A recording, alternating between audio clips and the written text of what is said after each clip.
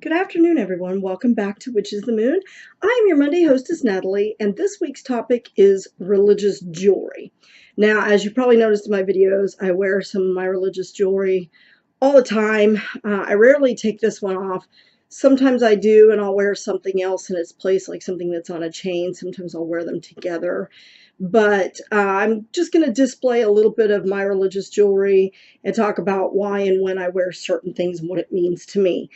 Some people ascribe to the idea that you should make your own jewelry, and that's not a bad idea in terms of it's going to be invested with your energy using symbols and things that mean something to you. So if you feel drawn to doing that, try it out. It could be a fun hobby. It could end up being something you're really skilled at that you might actually be able to turn into a money-making venture. That's not the case for me. I'm not skilled with that kind of thing, but I do make some earrings now and then. I was looking for my pentacle earrings to wear, but I couldn't find them. They're just pentacles on French hooks. These I picked up because to me these look like the moon symbol for the goddess. I found them at a Western store and they just called to me. And that's typically the way it is. So I like to wear these also because they have turquoise on them, which is crystal that's sacred and used a lot in Native American work, which I really love Native American culture, so I have great respect for it.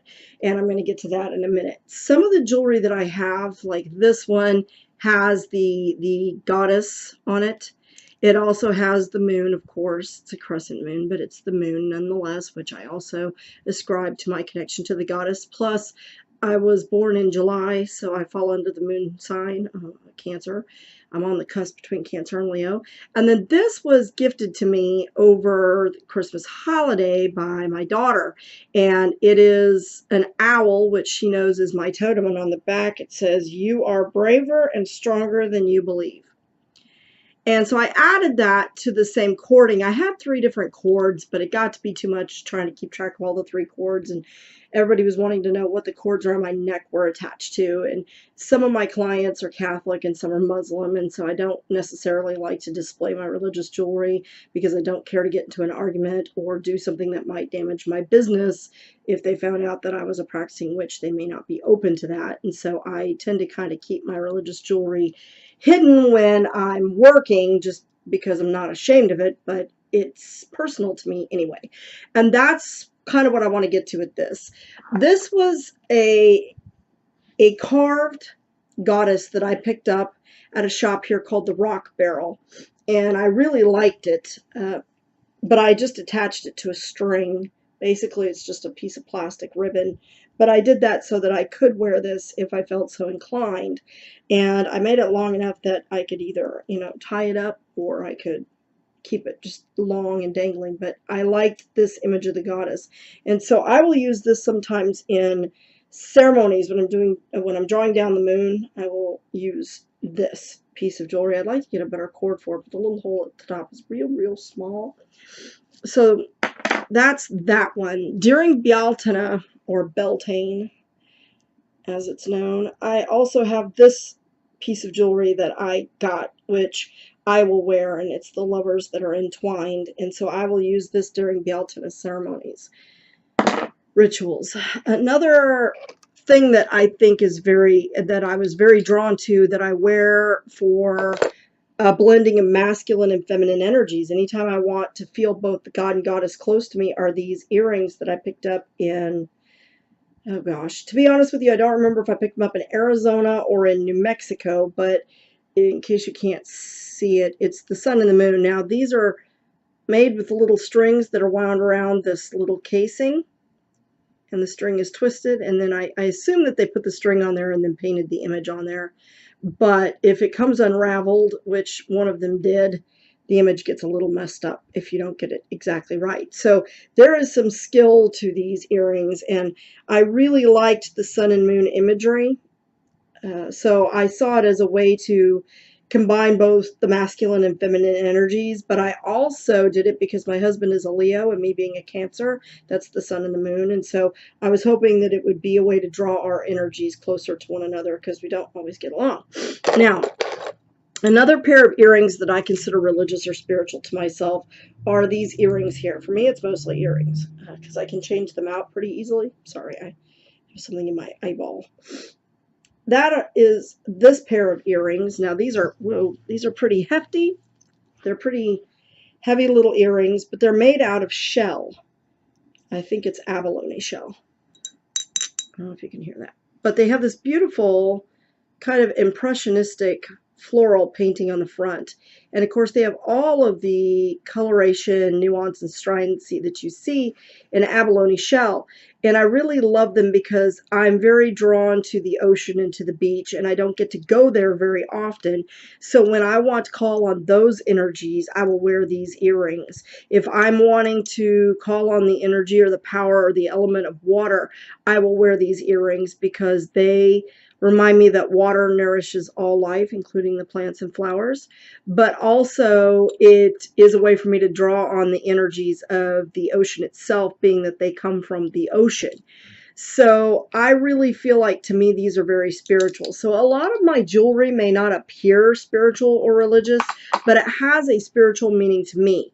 I don't just pick jewelry. Something has to appeal to me about it. I know some people that just, oh, this will look good with this outfit. And sometimes I do that, but a lot of times I'm drawn to a specific piece of jewelry for a reason. I don't like to wear a whole lot of jewelry, although I do wear a lot of rings, and I'll get to those in a minute. I don't change out my necklaces very often, but sometimes I do. My earrings are the ones I change out the most, and that's because, like I said, it's easy to change out. Those I like to match to the outfit, but it also depends on how I'm feeling that particular day. Another set of earrings that I made for myself, these I did make, are some for my totem animal, and that is the owl. So I made these little owl earrings that I wear when I am wanting to connect to my spirit animal. If I'm needing to connect to my spirit guides and to the wisdom and knowledge of my ancestors, I will wear these. Sometimes I wear them to bed to help me when I dream. I know you're not supposed to sleep with dangly earrings, but I do it all the time. Another piece of what I consider spiritual or religious jewelry isn't really technically, I guess, specifically religious, but my husband did get it for me for Christmas. I have to fix the chain. The chain broke. So either I'm going to have to replace the chain or find a way to fix the link, because the one that you actually hook into the hook broke. But this is the Celtic tree of life. In Norse tradition, it's known as Yggdrasil. Its roots go all the way down to the center of the earth. It's protected by the goddess Hel. But this is also, I don't know if I can open it without ruining my nails. It's basically, it's a diffuser. It's an essential oil diffuser. There it goes. So I can open it up and I can change out the little pads. There we go. The little pads they have different colored pads. This particular one is pink because I put peppermint on it, but I have a green one that I have a mix of peppermint and eucalyptus on, and then I have a white one that I have ylang ylang oil on. But I like this because, again, I can, it's the tree of life. It reminds me that we're all rooted one to the other and a part of the earth. It helps me when I need to ground myself, and because I can change out the essential oils, it adds an extra layer of spirituality to me, so that I can take whatever essential oil I need to carry with me. Now, the next piece of jewelry that I'm going to show you actually was just given to me, the charm. I put it on a cord. I hate it. I'm going to find something else to do with it.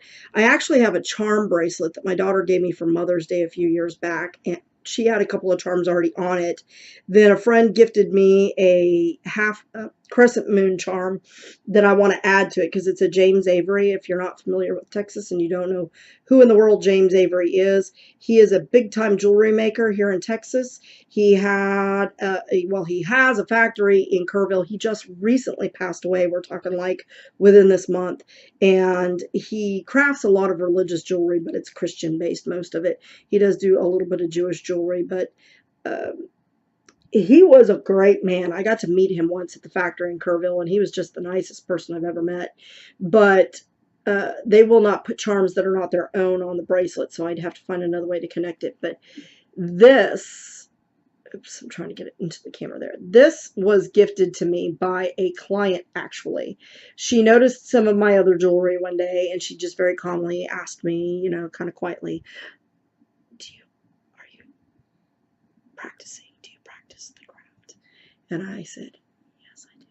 And she goes, I have something for you. Hold on. Her aunt made this, and it's got a moonstone in it, which I absolutely love. I love moonstones, one of my favorites. Wear a piece of it here, as you can see. So, like I said, I put it on this little cord, but I really don't like the cord because it doesn't stay firm. So I may actually add this to that charm bracelet when I go and add the moon charm and so forth. Now, another piece of jewelry that is spiritual to me in nature, I don't have all of it here to show you. I'm sorry, I was in a hurry to get this video recorded before my husband came home, and I just couldn't find the stupid box in the drawer. I'm going to have to look for it. I hope one of my kiddos didn't borrow it. As I mentioned earlier, I absolutely love Native American culture and art and so forth. I have a deep, deep respect for it. My father used to be in a Native American dancing group before he married my mother, and he did all of his own beadwork. And I used to have his headdress. He did a headband and some of the rosette cuffs and just a rosette. And he did all of his own beadwork. He never taught me how to do it. I had to learn. Thanks to Rhonda Redfern, not Redfern, Rhonda Holybear, excuse me, Rhonda Redfern. She's a friend of mine. Where did that come from?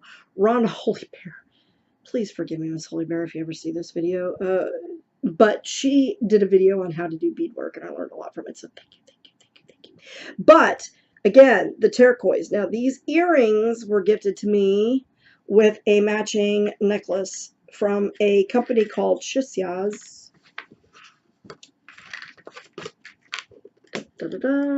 Trading company. It is in Gallup, New Mexico, but my father-in-law, who lives in Prescott, Arizona, sent it to me for Mother's Day. The year after, well, a few years after my mother-in-law passed away, we contacted my father-in-law because my husband had not spoken to my father-in-law since he and my mother-in-law divorced. He kind of left my mother-in-law sort of in a bad place. And after a few years of my mother-in-law being missing, my daughters began to ask questions about their grandpa. And so I found him on LinkedIn, and we got in touch with him, and we went out to visit him. And he and I keep in touch to this day. He and my husband do not get along for obvious reasons, but he gifted this to me with the matching earrings for Mother's Day, and I absolutely love it. And when I really want to connect to my ancestors, which I have a feeling this is Hopi and my ancestors were Cherokee, but you know, the idea that we're all interconnected really kind of draws me in, and I love turquoise. I just love the feel of turquoise, the way it makes me feel when I wear it. And so my husband got me a cuff bracelet that matches. I'll get to this bracelet in a second. But we also found this ring that matched. Now the problem was, as you can see, one of the turquoise stones came out. So I do not wear this jewelry very often because I'm deathly afraid that I might lose the turquoise out of this again. If I get a chance to return to the shop in New Mexico where we bought this, I may ask them if they can repair it. I don't know if it can be replaced or not, but I do wear this during certain ceremonies in the summertime. I usually wear it for my Letha ceremony. There's something about it that just speaks sun power to me. So I will wear this. I also wear it, like I said, when I want to feel connected to family and to my ancestors and to those that have come before me. And when I want to feel particularly connected to nature, I will wear this. I love this necklace, and I treasure it very much with the earrings. So to me, it's very deeply spiritual, and I just don't pull it out of the box very often. I have worn it on occasion. Sometimes I wear it for work, just if I'm feeling I need a spiritual uplift. Turquoise really energizes me. I love this stuff.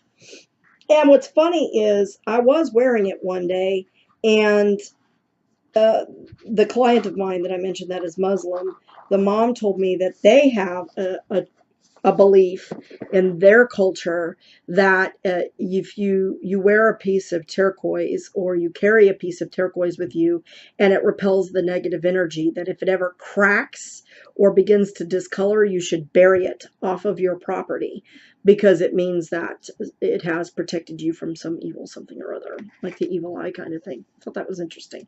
Now, the last bit that I want to talk about are my rings. I wear this ring. I'm trying to get it into the camera the right way where you can see it. There we go. Okay, this is an owl sitting on the moon. I love this ring. My husband actually got me this ring to replace this one because I thought I had lost this one. It's really kind of big for me, and it fell off in my bag.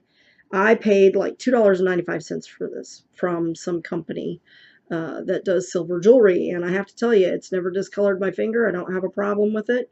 It's stamped with the 0.925, meaning it's actual silver, so I feel like I got a bargain on it. Now, this ring here has moonstone in it. As you can see, it has the triple moon. I never take this off, partially because I can't get it off my very swollen fingers. My fingers swell in the summertime, and partially because I just love it and I don't ever want to take it off. This ring, surprisingly, was actually my baby ring. And I wear it because, as you can see, it's got a black tourmaline. And black tourmaline, my mother kept telling me it was a black diamond. I've never heard of a black diamond, but it's actually black tourmaline, which is very well known for repelling negativity. So I wear that. And then I have my moonstone that I wear on my thumb here. This is a stone that's very well known for increasing your psychic abilities. This ring here, just so you know, it was my 24th wedding anniversary present, but it doesn't fit on my wedding ring finger, so I just switched it. To me, it doesn't matter what ring finger I wear it on. They're all ring fingers because you wear rings on all of them, but I know what it's for, so it doesn't matter to me. But that's just some of the jewelry that I wear and why I wear it. I will say that whatever jewelry you choose to wear, it should connect for you, whether you're wearing it for daily purposes or any other time. Make sure that you've got something there that you connect with, especially if you're going to be wearing it during ceremony or ritual or anything like that. Anytime you wear jewelry, one of the things I'll say about jewelry is that it can enhance the power that you feel because it raises your intention, I guess would be a good way to put it. It's like any other tool that we use in the craft. It's not a requirement, but it can help boost whatever energies or intentions that you have by increasing your awareness to those. So it's a good way to carry a little of your spirituality with you wherever you go, to carry a little bit of that power with you when you need it. So if you're going to be giving a talk, wear a crystal that makes you feel empowered. And you can get little crystal cages and chains to put them on and wear them, or wear them with earrings, or put them into a ring, or have somebody mount it. If you find a stone you're really drawn to, don't be afraid to find a jewelry maker who can make a setting for that stone or that crystal. You know, even if you're just carrying it in your pocket, to me that's still a form of jewelry, because it's a crystal that, or a mineral that's got some meaning to you, power to you, that you feel empowered when you carry it with you. So that's just my take on religious jewelry. I don't think it's a necessity. I think it's a nicety. I like jewelry because I like to look adorned. I try not to overdo it with a lot of it, but everything I wear has a meaning for me one way or the other. And so I will wear what I do with pride. So keep it real, folks. Make it yours, and don't be afraid to step out of your comfort zone and try new stuff when it comes to jewelry. It's a fun way to carry your magic with you wherever you go. Blessed be. I always record my videos the Saturday prior to release, and so it occurred to me that this video is going to come out on Memorial Day. So without making it all political, because I don't want to be political, but I will tell you I am the wife of a vet. My grandfather was a survivor of Pearl Harbor. He lost many, many, many of his friends. My uncle watched many of his friends be killed in the Vietnam War, and to this day will not talk much about it. So I just wanted to say that when you're out enjoying your time with your family, if you're not working, if you are blessed enough to have the day off, and you are spending some time with the barbecue and the family. I'm not saying not to enjoy that time, but I am saying that barbecues and celebrations for me are not appropriate on this day. This is a day to remember those who went out to sacrifice and did indeed make the ultimate sacrifice for our freedom. So consider having a dumb supper, much as we would at Samhain when we remember our ancestors and those who have gone before. Consider having a Memorial Day dumb supper rather than a Memorial Day barbecue to invite the souls and spirits of those who made that ultimate sacrifice all over the world, not just from here in the United States, but to me, this is a day to remember all those who have died to protect the freedoms and lives and preserve the way of life for their own citizens. Invite them in and thank them by doing a dumb supper rather than considering just a barbecue. Even if you do both, just remember to give some thought and intention to those that have made that ultimate sacrifice. So go forward, make their sacrifice worthwhile, enjoy your day, and blessed be. Thank you so much.